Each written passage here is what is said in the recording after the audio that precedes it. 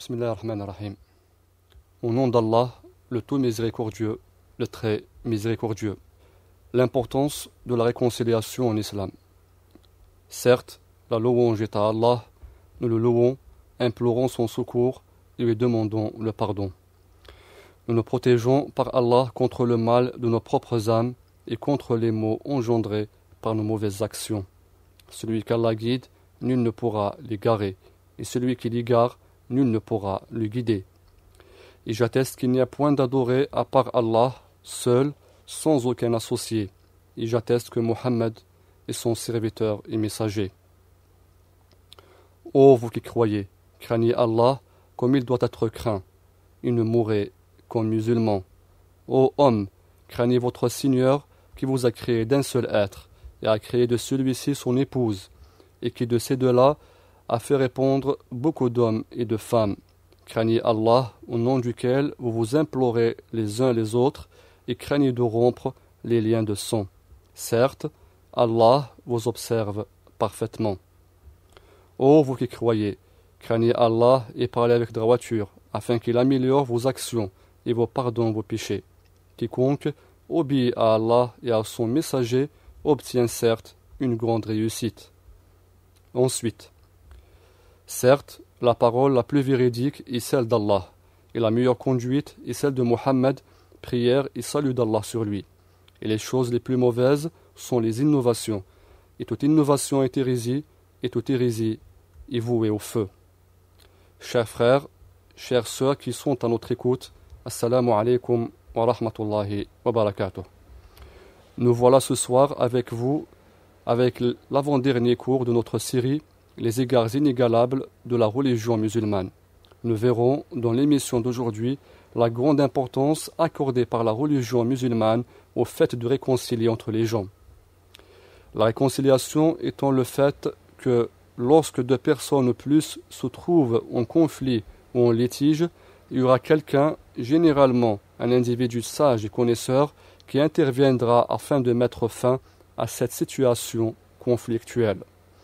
Dans l'islam, beaucoup de textes mettent en exergue le mérite et la valeur d'arranger les relations interpersonnelles menacées par la rupture et la haine. Car l'homme étant constamment exposé aux différents ressentiments et pulsions négatives qui sont la conséquence de son caractère de créature imparfaite, la réconciliation doit donc prendre place au sein de la société. En effet, maintenir une atmosphère d'entente, voire de fraternité entre les gens est très certainement une prérogative religieuse.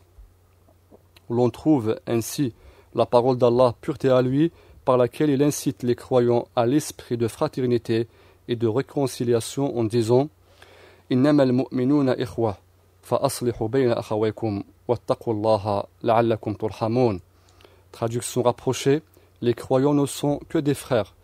Établissez la concorde entre vos frères et craignez Allah, afin qu'on vous fasse miséricorde. Les croyants ne sont que des frères. Établissez la concorde entre vos frères et craignez Allah, afin qu'on vous fasse miséricorde.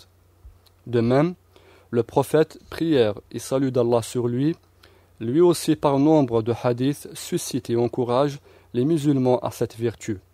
En effet, vu le grand rôle bénéfique que recouvre la réconciliation, le messager sallallahu alayhi wa sallam en a même permis de recourir au mensonge afin d'installer l'entente et l'accord et de mettre fin à la division. À ce sujet, il est rapporté par un hadith unanimement reconnu authentique que le prophète sallallahu alayhi wa sallam a dit ليس الكذاب الذي يصلح بين الناس فينمي خيرا أو يقول خيرا.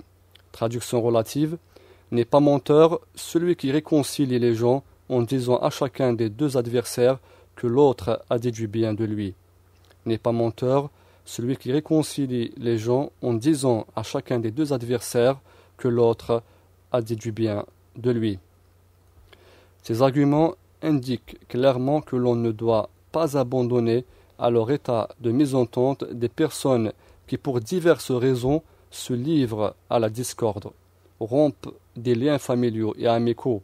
Bien plus, il y en a même qui finissent par une fin malheureuse, qu'Allah nous en préserve, ainsi que tous les musulmans. Par ailleurs, parler du sujet de la concorde nécessite inévitablement de vérifier les causes et les mobiles de la divergence répréhensible, du désaccord. Parmi les facteurs que l'on rencontre souvent, le manque de crainte pieuse, laquelle est à son tour le résultat de l'ignorance et de la méconnaissance des principes de l'islam. La crainte pieuse, at-taqwa en arabe, est en fait une qualité qui empêche de commettre de mauvais actes, tous ceux qui nuisent à soi et à autrui. De même, plusieurs autres mauvaises œuvres, qu'en vérité sont classées parmi les péchés, sont généralement des causes qui interviennent directement dans la discorde. Je cite parmi celles-ci 1. La médisance, qui est de citer en mal une personne à son insu. Cet état de fait met en risque les relations qui nouent les personnes entre elles. C'est pourquoi notre Seigneur, très haut soit-il, a formellement interdit la médisance par sa parole. Ya ayyuhalladhina amanu ijtanibu kathiran min adh-dhann inna ba'da adh-dhanni ithm wa la tajassasu wa la yaghtab ba'dukum ba'dha ayuhibbu ahadukum an ya'kula lahma akhihi maytan fakarihtumuh wattaqullaha inna Allaha tawwabun rahim. Traduction relative. Ô vous qui croyez, évitez de trop conjecturer sur autrui, car une partie des conjectures est péché. Et n'espionnez pas, et ne médisez pas les uns les autres. L'un de vous aimerait-il manger la chair de son frère mort? Non, vous en aurez horreur. Et craignez Allah, car Allah est grand accueillant au repentir, très miséricordieux. 2. Le fait de colporter ce que disent les gens. An-namima. Caractère trop abominable, il détruit les liens, enracine la haine et la détestation dans les cœurs, alimente et attise l'inimité entre des gens qui jadis furent d'affectueux amis. Il est classé parmi les plus grands péchés. Le messager, prière et salut d'Allah sur lui, par des mots forts tranchants, condamne le colporteur des paroles en disant La yadkhulil jannatu nammam. Traduction rapprochée. Aucun rapporteur de calomnie, nammam, n'entrera au paradis. Aucun rapporteur de calomnie n'entrera au paradis. Hadith unanimement reconnu authentique. 3. L'injustice. L'injustice est un comportement qui peut se traduire par plusieurs manières. La nuisance ou le mal qu'elle cause diffère dépendamment du préjudice qu'on aura causé à autrui. L'injustice est classée par les savants en 3 types. L'injustice de l'homme envers son Seigneur, l'injustice de l'homme contre soi-même et l'injustice de l'homme contre quelqu'un d'autre.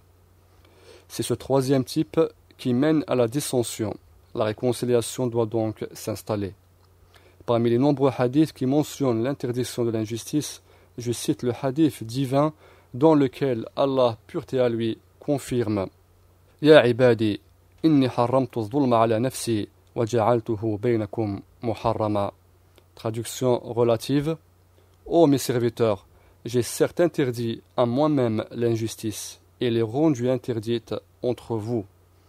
Je répète le hadith. Ô mes serviteurs, j'ai certes interdit à moi-même l'injustice et l'ai rendue interdite entre vous-mêmes. Ainsi, l'on pourra citer plusieurs autres actes qui mènent à la division. Le musulman, du fait de l'engagement qu'il aura tenu, qu'il a tenu avec son Seigneur, à savoir de se soumettre à ses commandements et interdictions, doit éviter toute œuvre l'induisant dans le mal. Il ne trahit pas, ne cause ni préjudice, ni injustice à ses semblables, ni bien au contraire, il devrait être une partie importante, active et efficace dans toute action de réconciliation entre les gens. Connaître les moyens et les outils indispensables est une chose qui conditionne la réussite de cette entreprise, telles que la sincérité, les arguments sur le sujet, la bonne parole, les vertus et caractères, choisir le bon moment, etc. Voilà, chers frères et sœurs, c'est par ceci que s'achève l'émission de ce soir. Je rappelle que c'était le 9e cours, c'est-à-dire l'avant-dernier de notre série Les égards inégalables de la religion musulmane. L'importance de la réconciliation entre les gens est le thème que nous avons présenté aujourd'hui. rendez-vous au prochain cours avec lequel nous découvrirons une autre vertu de notre islam bien-aimé. Je demande à Allah de nous faire profiter par ce que nous avons écouté, de pardonner nos péchés et de nous accorder son aide et son assistance. Amin. Wassalamu alaikum wa rahmatullahi wa barakatuh.